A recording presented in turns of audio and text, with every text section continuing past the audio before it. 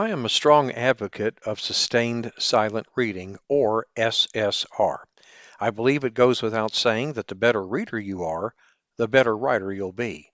The better writer you are, the better reader you'll be. After all, reading and writing are so connected with one another, they're reciprocal operations of each other. In a moment, we will discuss the key to a successful SSR program in your classroom.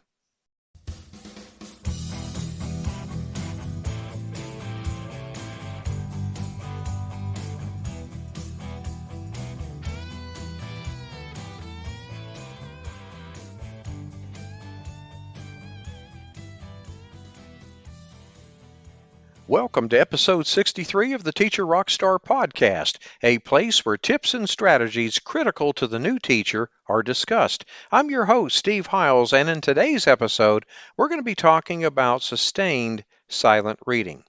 All right, let's dive right in.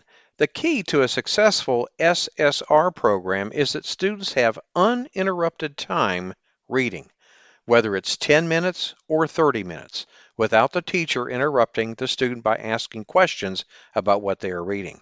Also, the student reads books of their own choosing and not something that the teacher has directed the child to read. Additionally, the student may abandon the book if it's not interesting or becomes boring. Another thing that makes for a successful SSR program is the fact that there's no accountability. And this is what turns a lot of teachers off. I could understand that. But listen to this. After all, this time is set aside simply for the joy of reading. Think about this for a second. As an adult, would you want to take a reading assessment on a book that you've just read? Really, once you finish a book, do you immediately go to your closet and get out a hanger and start creating a bookmobile? Or do you sit down and write a book report? I think the answer is no. What you probably do is pick up the phone and call a friend and tell them about this great book that you've been reading. And that, my friend, is what I love about book talks, students sharing what they have read with their peers. Now, I think that you may find strong parallels with the SSR program and the Reader's Workshop, of which I am a really big fan of. Namely, children have freedom of choice in choosing books. But not to go off on a tangent, but I discussed the particulars of the Reader's Workshop in an earlier episode. You might want to go and check that out. We'll talk about just what is SSR after a word from our sponsor. Would you like to supercharge your classroom management skills? Well, if you're a brand new teacher, a student teacher, or maybe you're a teacher returning back into the classroom, the Teacher Rockstar Academy course is for you. Gain the confidence, the skills you'll need to crush it on day one and beyond. So invest in yourself and enroll now at teacherrockstaracademy.com. I promise you that this will be a transformational experience. Okay, let's continue. So back to SSR. Just what is it exactly, you might ask? Well, simply put, SSR is a time in which an entire school or a classroom reads together quietly. Quietly is the operative word here. Again, as I said earlier, students can choose their own reading materials such as books, magazines, comics, or newspapers to read during that period. I'd be remiss if I didn't mention the fact that the teacher needs to model reading as well to the maximum extent possible. The next thing that I'd like to talk about is the length of time to devote to sustained silent reading. Well, one can try to vary the reading time anywhere from 10 minutes to 30 minutes. I know for me personally, I strive for a minimum of 30 minutes of uninterrupted independent reading time every single day, Monday through Friday.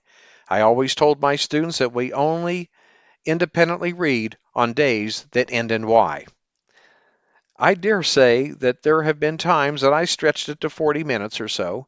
Research points out that the more independent reading time students receive, their reading proficiency increases by leaps and bounds. Now, in terms of Ssr reading frequency goes, it's best to implement this daily, Monday through Friday. After all, distributed practice each day is better than doing SSR 50 minutes on Friday, and is a much better way to go. Now, after a short break, next we're going to discuss what research says about SSR. Imagine having access to educational products, instructional videos, top-rated teacher podcasts, and articles worth over $1,000 for just pennies a day. Wouldn't that be awesome? And you know what the best part is? You get a free 7-day trial to go check it out. So really, what do you have to lose? Go take a look around. Go to myteachermembership.com.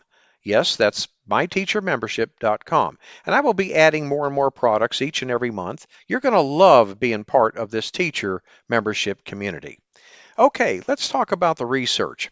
A study conducted by Block and Mangieri, 2002, I'm quoting here, point out that students who spent more time in recreational reading activities, A, scored higher on comprehension tests in grades 2, 4, 8, and 12, B, had significantly higher grade point averages, and C, developed more sophisticated writing styles than peers who did not engage in recreational reading, end quote.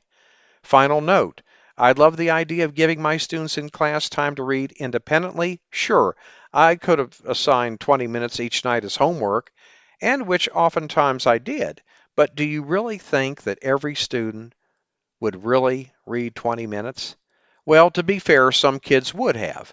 But here in the classroom, I had a captive audience. I could ensure that students had time set aside for specifically sustained silent reading.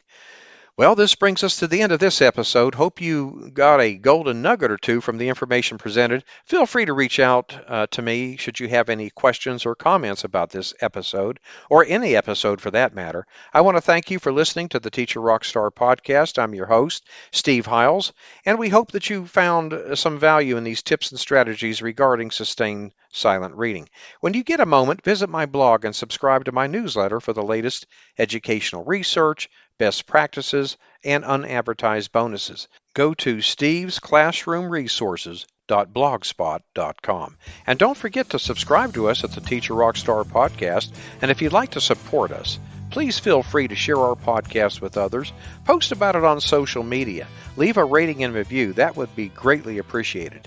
Thanks again, and we'll see you same time, same place next week. And remember, my friend, you got this.